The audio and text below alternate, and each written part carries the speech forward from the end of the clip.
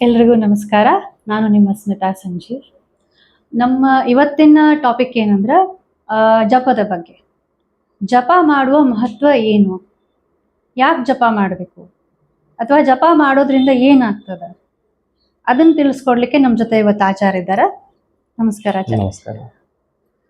ಆಪಾದಮೌಲಿ ಪರ್ಯಂತಂ ಗುರುಣಾಂ ಆಕೃತಿಂ ಸ್ಮರೇತ್ ತೇನ ವಿಘ್ನಾಃ ಪ್ರಣಶ್ಯಂತಿ ಸಿದ್ಧಂತಿ ಚ ಮನೋರಥಾಃ.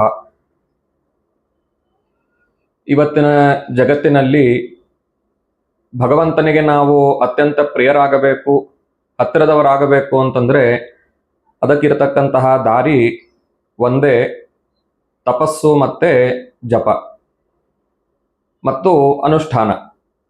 ಇವುಗಳಿಂದ ನಾವು ಭಗವಂತನಿಗೆ ಹತ್ತಿರವಾಗಬಹುದು. ನಾವು ಹಿಂದಿನ ಕಾಲಕ್ಕೆಲ್ಲ ಕೇಳಿರ್ತೇವೆ, ವಿಶ್ವಾಮಿತ್ರರು 10,000 ವರ್ಷಗಳವರೆಗೆ ತಾವು ತಪಸ್ಸನ್ನ ಮಾಡಿದ್ರು, ಜಪವನ್ನ ಮಾಡಿದ್ರು. ಇದೆಲ್ಲ ಎದಕ್ಕೆ ಅಂತಂದ್ರೆ ಭಗವಂತನ ಪ್ರೀತಿಗಾಗಿ.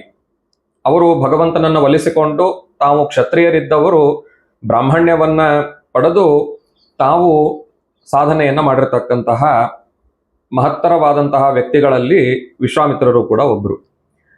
ಈ ಜಪ ಮತ್ತು ತಪ ಅಂತನ್ನುವ ಕಾನ್ಸೆಪ್ಟ್ ಎಲ್ಲಿಂದ ಬಂತು ಅಂತಂದ್ರೆ, ಜಗತ್ತಿನ ಸೃಷ್ಟಿ ಯಾವಾಗ ಆಯಿತೋ ಅವಾಗಿನಿಂದಲೇ ಇದು ಬಂದದ್ದು. ಭಾಗವತ 2ನೇ ಸ್ಕಂದದಲ್ಲಿ ನಾವು ಕೇಳ್ತೇವೆ ಇದನ್ನ. ಬ್ರಹ್ಮದೇವರಿಗೆ ಮೊದಲಿಗೆ ಭಗವಂತ ಬ್ರಹ್ಮದೇವರನ್ನ ಸೃಷ್ಟಿ ಮಾಡ್ತಾನೆ. ಬ್ರಹ್ಮಾಂಡದ ಕರ್ಪರ ಒಡೆದು ಬ್ರಹ್ಮದೇವರ ಶರೀರ ಅಲ್ಲಿಂದ ಮೇಲ್ಗಡೆಗೆ ಬರ್ತದೆ. ಬಂದಾಗ ಎಲ್ಲ ಕಡೆಗೂ ಕತ್ತಲೆ ಇರ್ತದೆ, ಎಲ್ಲ ಕಡೆಗೂ ನೀರು ಆವರಿಸಿಕೊಂಡಿರ್ತದೆ. ಆವಾಗ ಬ್ರಹ್ಮದೇವರಿಗೆ ಗೊತ್ತಾಗೋದಿಲ್ಲ, ನನ್ನನ್ನ ಸೃಷ್ಟಿ ಮಾಡಿರ್ತಕ್ಕಂತಹ ವ್ಯಕ್ತಿ ಯಾರು ಅಂತ ಅನ್ನೋದು ಗೊತ್ತಾಗೋದಿಲ್ಲ. ಗೊತ್ತಾಗದೇ ಇದ್ದಾಗ ಅಲ್ಲಿ ಅವರಿಗೆ ಎಲ್ಲ ಕಡೆ ಹುಡುಕ್ತಾರೆ, ಏನೂ ಸಿಗೋದಿಲ್ಲ. ಸಿಗದೇ ಇದ್ದಾಗ ಅವರಿಗೆ ಆಕಾಶವಾಣಿ ಆಗ್ತದೆ. ಏನು ಅಂತಂದ್ರೆ, ತಪ, ನಿನ್ನನ್ನ ಸೃಷ್ಟಿ ಮಾಡಿರ್ತಕ್ಕಂತಹ ವ್ಯಕ್ತಿ ನಿನಗೆ ಸಿಗಬೇಕು ಅಂತಂದ್ರೆ ನೀನು ತಪಸ್ಸನ್ನ ಮಾಡು, ಜಪವನ್ನ ಮಾಡು, ಅದರಿಂದ ನಿನಗೆ ನಿನ್ನನ್ನ ಸೃಷ್ಟಿ ಮಾಡಿರ್ತಕ್ಕಂತಹ ವ್ಯಕ್ತಿ ಸಿಗ್ತಾನೆ ಅಂತ ಅನ್ನೋದು ಗೊತ್ತಾದ ಮೇಲೆ ಬ್ರಹ್ಮದೇವರು ತಪಸ್ಸನ್ನ ಮಾಡ್ತಾರೆ. ಅವಾಗ ಅವರಿಗೆ ಒಂದು ಬೆಳಕು ಕಾಣಿಸ್ತಾ ಹೋಗ್ತದೆ. ಆ ಬೆಳಕಿನ ಹಿಂದೆ ಹೋದಾಗ ಅಲ್ಲಿ ಶೇಷಶಾಹಿಯಾಗಿರ್ತಕ್ಕಂತಹ ಭಗವಂತ ಬ್ರಹ್ಮದೇವರಿಗೆ ತಾನು ಕಾಣಿಸ್ತಾನೆ. ಅವಾಗ ಬ್ರಹ್ಮದೇವರಿಗೆ ನೀನು ಸೃಷ್ಟಿಯಾದಿಗಳನ್ನ ಮಾಡು ಅಂತ ಹೇಳಿ ಆಜ್ಞೆಯನ್ನ ಕೊಡ್ತಾನೆ. ಅದು ಮುಂದಿನ ಭಾಗ.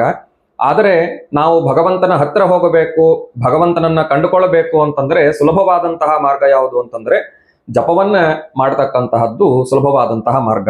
ಮತ್ತೆ ಇದಕ್ಕೆ ಇರತಕ್ಕಂತಹ ಮಹತ್ವ, ಇದಕ್ಕೆ ಇರತಕ್ಕಂತಹ ಫಲ ಬೇರೆ ಯಾವುದಕ್ಕೂ ಕೂಡ ಇಲ್ಲ ಅಂತ ಅನ್ನೋದನ್ನ ತಿಳಿಸಿದ್ದಾರೆ.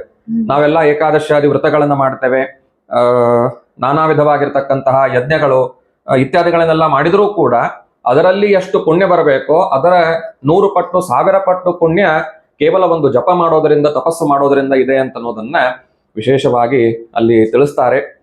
ಹಾಗಾಗಿ ಆ ಜಪದಲ್ಲಿ ಅನೇಕ ವಿಧವಾಗಿವೆ. ಅದರಲ್ಲಿ ನಾವು ಸಂಧ್ಯಾವಂದನೆಯ ಹಿಂದಿನ ಎಪಿಸೋಡ್ ಅಲ್ಲಿ ಸಂಧ್ಯಾವಂದನೆಯ ಬಗ್ಗೆ ತಿಳಿದುಕೊಂಡಿದ್ವಿ. ಆ ಸಂಧ್ಯಾವಂದನೆಯಲ್ಲಿ ಬರ್ತಕ್ಕಂತಹ ಮಹತ್ವವಾಗಿರ್ತಕ್ಕಂತಹ ಘಟ್ಟ ಅಂತಂದ್ರೆ ಗಾಯತ್ರಿ ಜಪ. ಆ ಗಾಯತ್ರಿ ಜಪವನ್ನ ನಾವು ಮಾಡ್ತಕ್ಕಂತಹ ಗಾಯತ್ರಿ ಜಪ ಇದು ವಿಶ್ವಾಮಿತ್ರ ಗಾಯತ್ರಿ ಅಂತ ಕರೀತಾರೆ. 2 ವಿಧವಾಗಿರ್ತಕ್ಕಂತಹ ಗಾಯತ್ರಿ, ಒಂದು ಬ್ರಹ್ಮ ಗಾಯತ್ರಿ, ಮತ್ತೊಂದು ವಿಶ್ವಾಮಿತ್ರ ಗಾಯತ್ರಿ ಅಂತ ಹೇಳಿ.